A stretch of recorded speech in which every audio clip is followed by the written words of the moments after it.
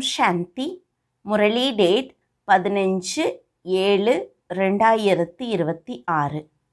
காலை முரளி பாப்தாதா மதுபன்.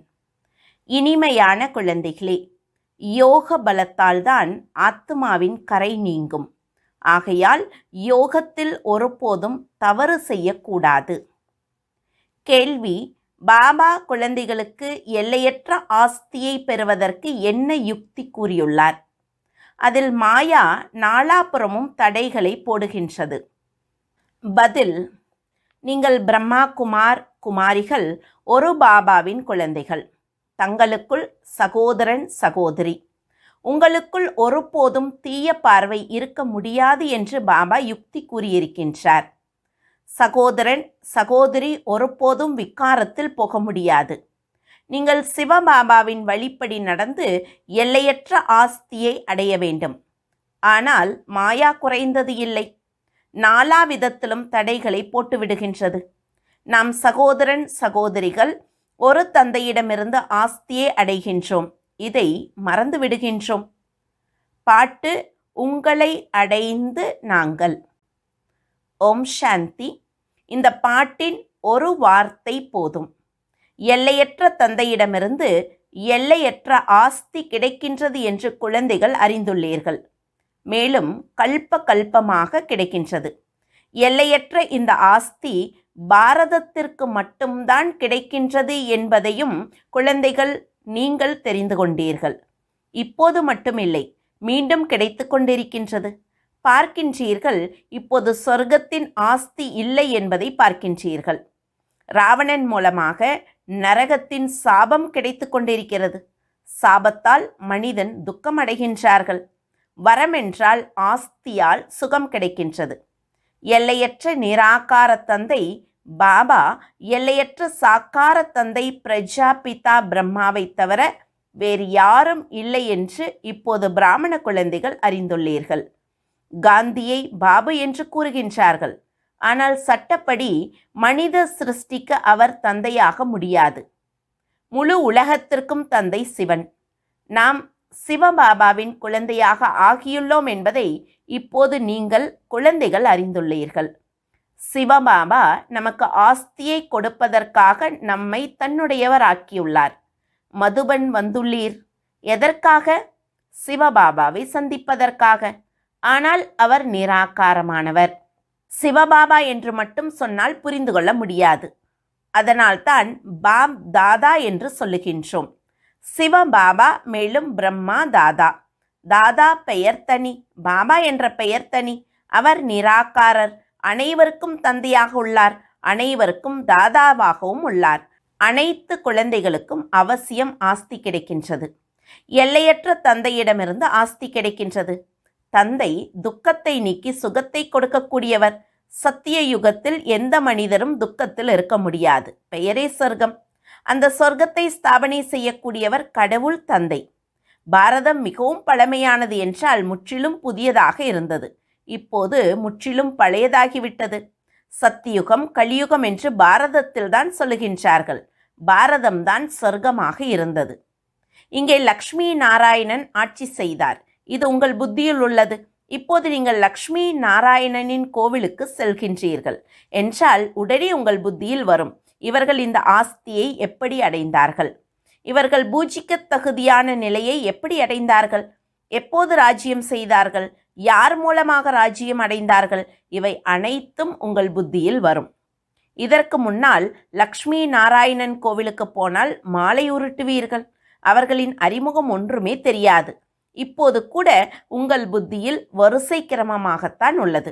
புத்தியில் இவர்கள் எப்படி பலன் அடைந்தார்கள் என்பதை அறிந்துவிட்டீர்கள். சங்கமயுகத்தில் தான் அடைந்தார்கள். ஏனென்றால் சங்கமயுகத்தில் தான் பழைய உலகம் மாறுகின்றது. சங்கமயுகத்தில் தான் தந்தை வந்து ராஜயோகம் கற்றுக் கொடுத்துள்ளார்.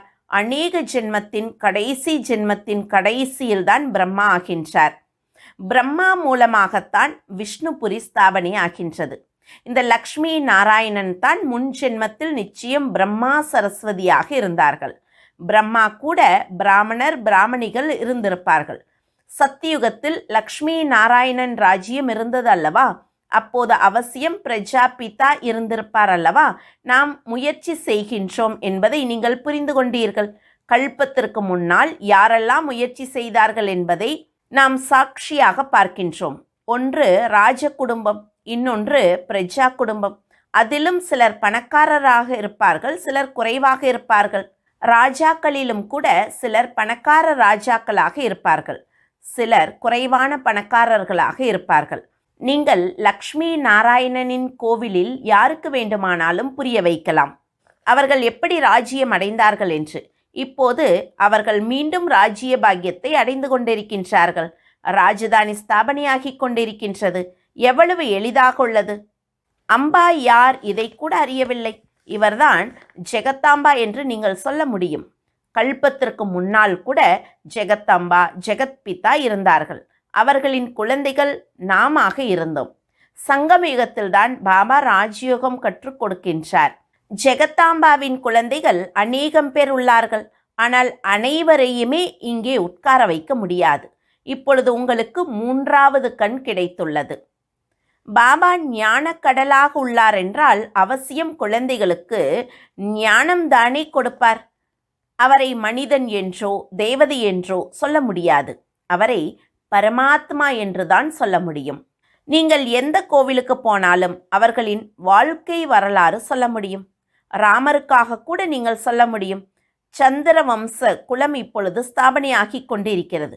பிரம்மா மூலமாக பிராமணர்களின் தர்மம் கூட ஸ்தாபனை ஆகின்றது. பிரம்மாவின் பெயர் எவ்வளவு புகழ் பெற்றது!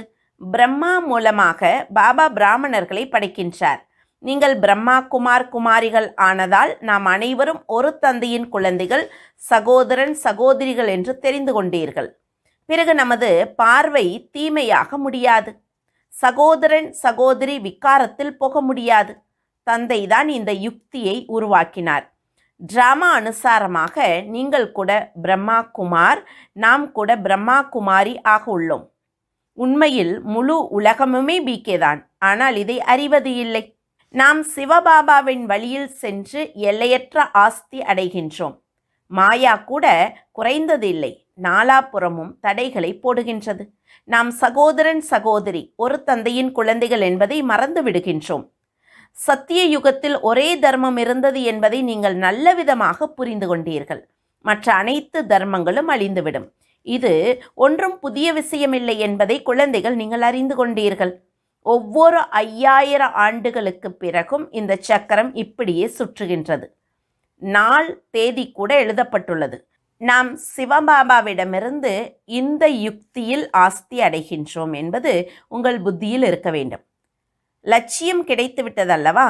பாபாவை நினைவு செய்து பாபாவிடமிருந்து ஆஸ்தியை அடைய வேண்டும். நினைவு, அதாவது யோக பலத்தினால்தான் பாவம் நீங்கும். இதில் எந்த தவறும் செய்யக்கூடாது.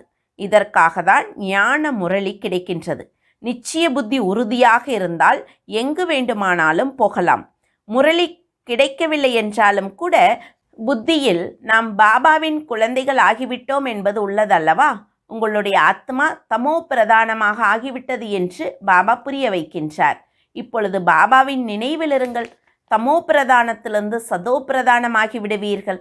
இந்த மகா மந்திரத்தை பாபாவை தவிர வேறு யாரும் புரிய வைக்க முடியாது.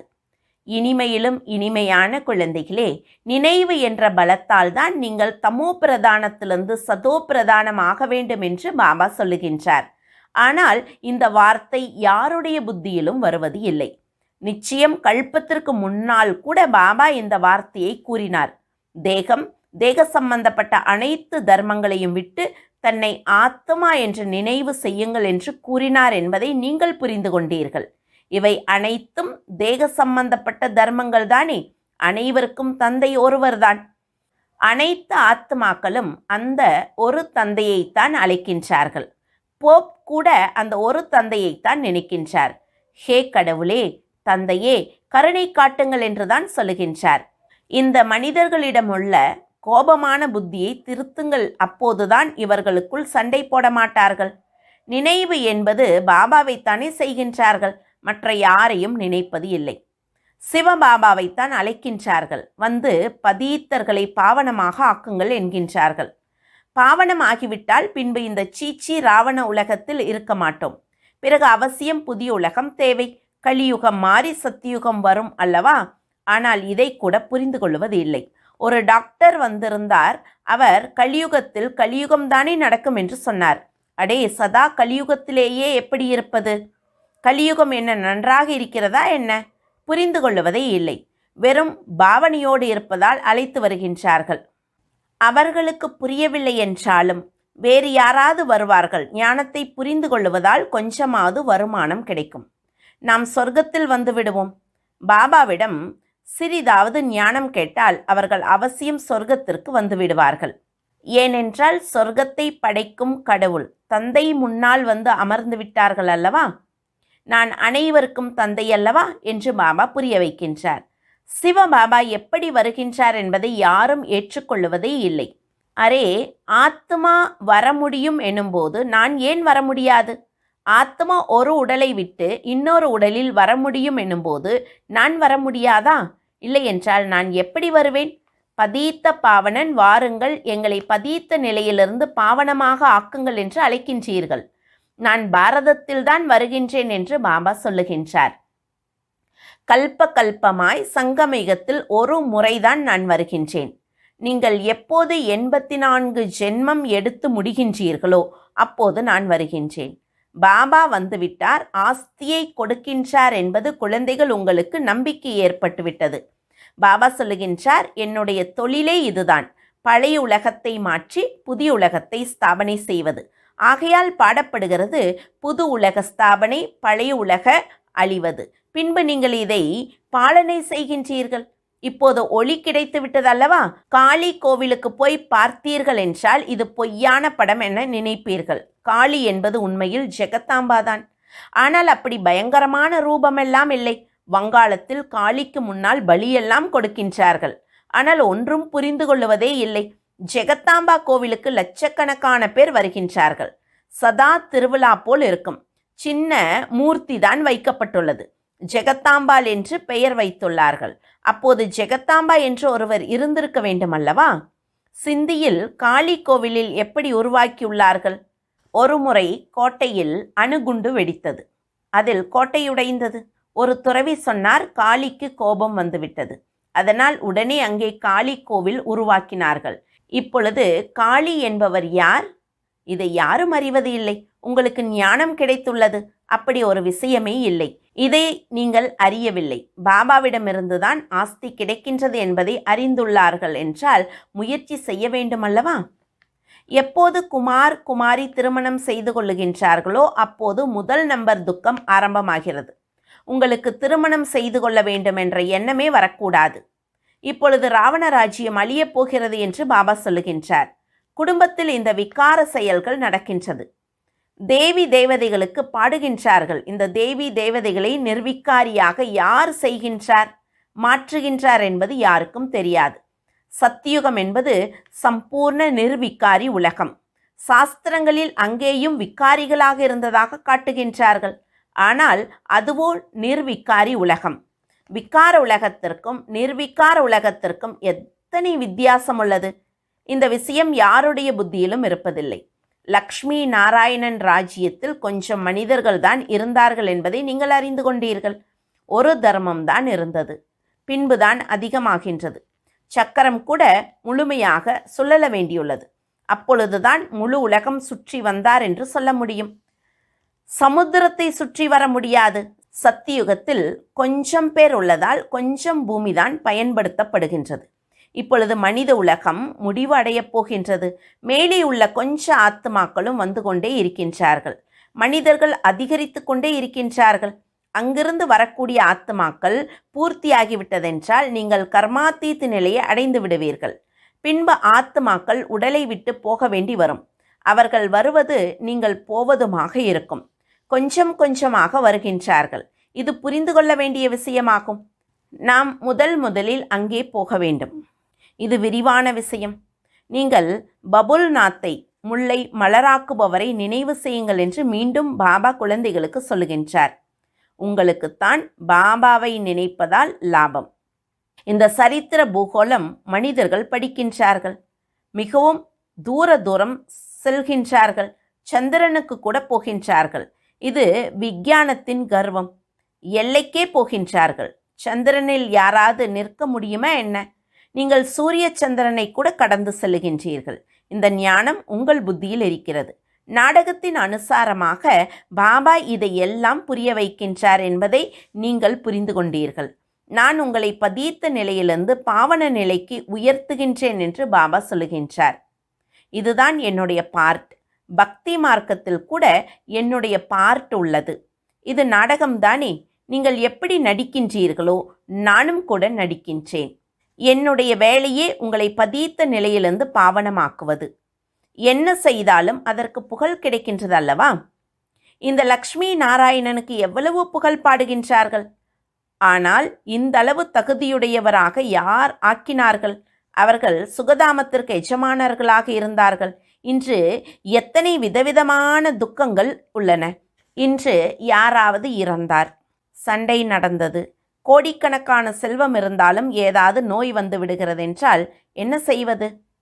பிர்லாவிடம் எவ்வளவு பணம் உள்ளது, ஆனால் துக்கம் இல்லை என்று யாரும் சொல்ல முடியாது.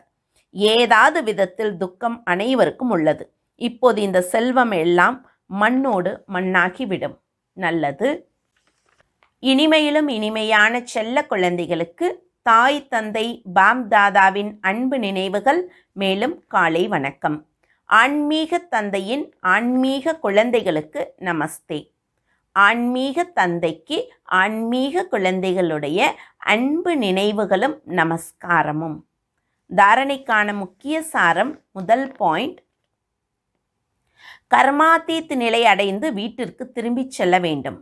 ஆனால் எப்பொழுது அனைத்து ஆத்மாக்களும் வருவது நின்று விடுகின்றதோ அப்பொழுதுதான் நீங்கள் செல்ல முடியும். இரண்டாவது பாயிண்ட், ஞான ஒளி கிடைத்துள்ளது. ஆகையால் நிச்சய புத்தி ஆகி பாபாவிடமிருந்து முழு ஆஸ்தியை அடைய வேண்டும். எங்கிருந்தாலும் கூட நினைவின் பலத்தால் ஆத்மாவை தமோ பிரதான நிலையிலிருந்து சதோ பிரதான நிலையை அடைய முயற்சி செய்ய வேண்டும். வரதானம், சுய மரியாதையில் நிலைத்திருந்து உலகத்தவரிடமிருந்து மரியாதை பெறக்கூடிய தேக அபிமானத்திலிருந்து விடுபட்டவர் ஆகுக. படிப்பின் முக்கிய லட்சியம் தேக அபிமானத்திலிருந்து விடுபட்டு ஆத்ம அபிமானி ஆவது ஆகும். இந்த தேக அபிமானத்திலிருந்து விடுபடுவதற்கான விதி சதா சுயமரியாதையில் நிலைத்திருப்பது ஆகும். சங்கமயுகத்தின் மற்றும் வருங்காலத்தின் அநேகவித சுயமரியாதைகள் உள்ளன. அவற்றுக்குள் ஏதேனும் ஒரு சுயமரியாதையில் நிலைத்திருப்பதின் மூலம் தேக அபிமானம் நீங்கிக் கொண்டே போகும்.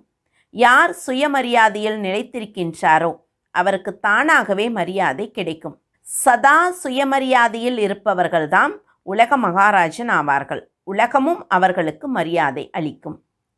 ஸ்லோகன், சமயத்திற்கேற்றவாறு தன்னை மோல்டு செய்து கொள்ளுவதுதான் உண்மையான கோல்டு ஆவது ஆகும். அதாவது தங்கம் ஆவது ஆகும். ஓம் சாந்தி.